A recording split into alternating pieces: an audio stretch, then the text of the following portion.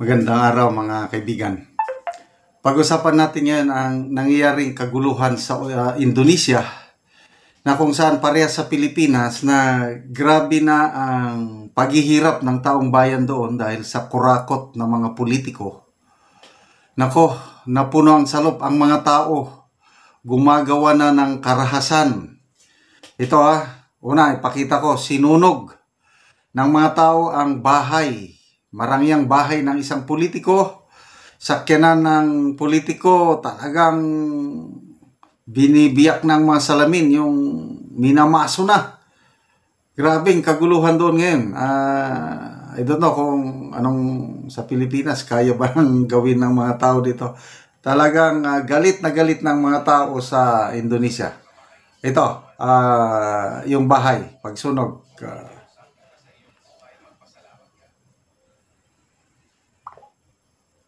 Sandali.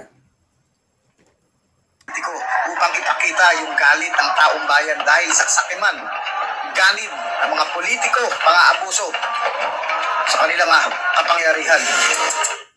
Ito yung pag-aalburuto sa galit ng mga tao sa Indonesia laban sa mga namumunong politiko sa kanilang bansa. Sinunog nila yung isang bahay ng politiko upang ipakita yung galit ng taong bayan dahil sa sakiman, galit ng mga politiko, mga abuso sa kanilang kapangyarihan. Ito yung pag-aalburuto sa galit ng mga tao sa Indonesia laban sa mga namumunong politiko sa kanilang bansa. Sinunog nila yung isang bahay ng politiko upang ipakita yung galit ng taong bayan dahil sa sakiman, galit ng mga politiko, mga abuso sa kanilang kapangyarihan. Yun. So, tanong, darating bang panahon na ang mga contractors, mga nagnanakaw sa kaban ng taong bayan, mga Pilipinong napuno ng salop, gagawin din ba yan? Meron pang isang video, kailang parang masyadong marahas. Tingnan ko akong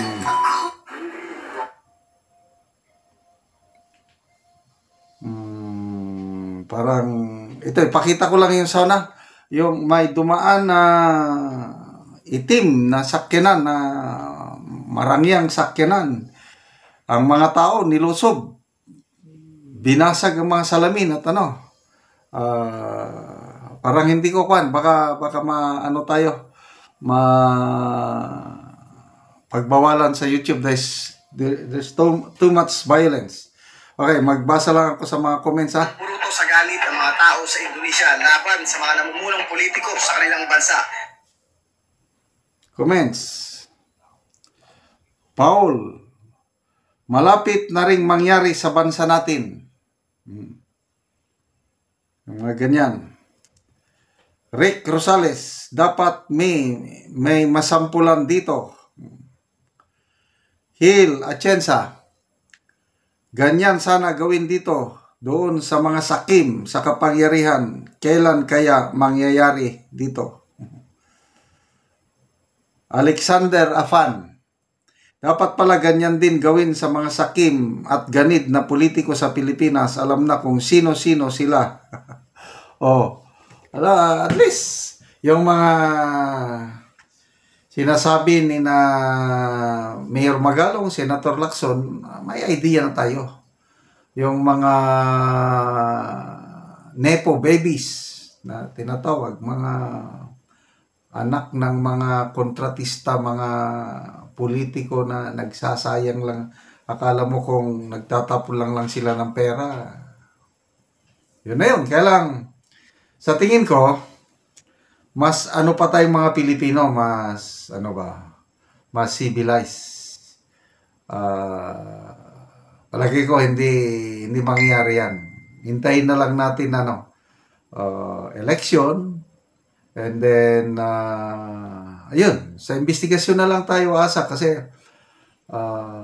it's too much violence. Iba ang kultura ng mga Indonesians, iba rin sa atin. Kaya lang, I believe ang mga ganid na politiko ngayon, hindi na sila nakakatulog ng mahimbing. Lalo na yung wise move ni Senator Marcoleta, kinausap niya na yung mga contractors, yung dumalo kanina sa hearing. In-advise na sabi na kayo sinong mga DPWH, sinong mga politiko na may kagagawa nito, dahil naniniwala kami, sabi ni Senator Marcoleta, you are the least guilty. Ibalik nyo lang yung pera ng taong bayan, o kaya i-repair nyo yung mga substandard, mga civil damages lang sa inyo. Hindi namin kayo kakasuhan ng kriminal, basta magsabi kayo. Wow, palagay ko maraming kakagat ng ganun, dahil kung ako yung kontraktor, bakit ako lang magdusa? Kasi kakasuhan sila ng plunder kawawa kaya palagay ko may magandang patutunguhan itong Senate Blue Ribbon Committee na hearing, dahil sa magandang pamamahala ni Senator Marcoleta, at saka interesado ang mga senador na galit na galit ang ating mga senador. Salamat sa mga pagtatanong kanina ni Senator Jinggoy.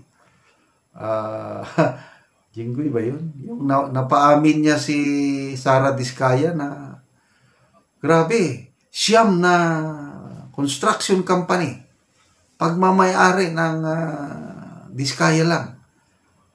Kung sino-sino lang mga kamag-anak nila inilagay na mga CEO, President.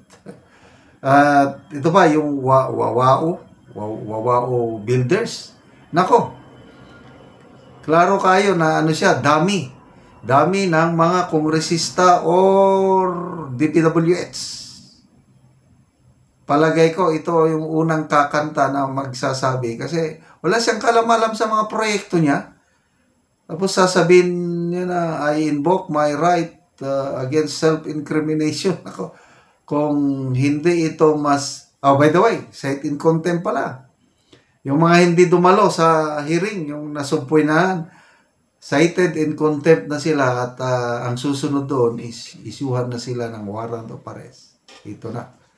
At least makakatikim na sila ng parusa, kahit temporary lang na ikulong sila sa Senado, habang hintayin ang pagsampa ng kaso laban sa kanila sa korte.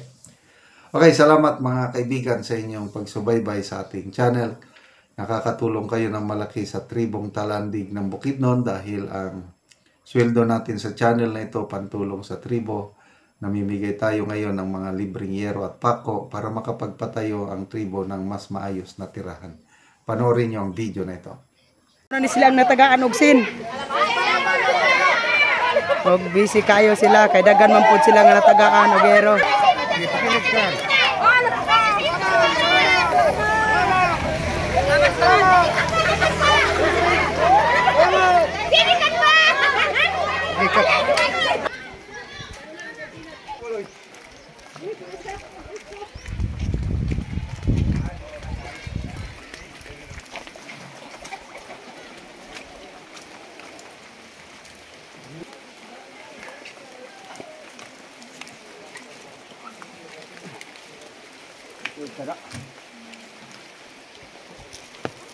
Sir, salamat sa Ginoo nga naghatag niining hinabang sin.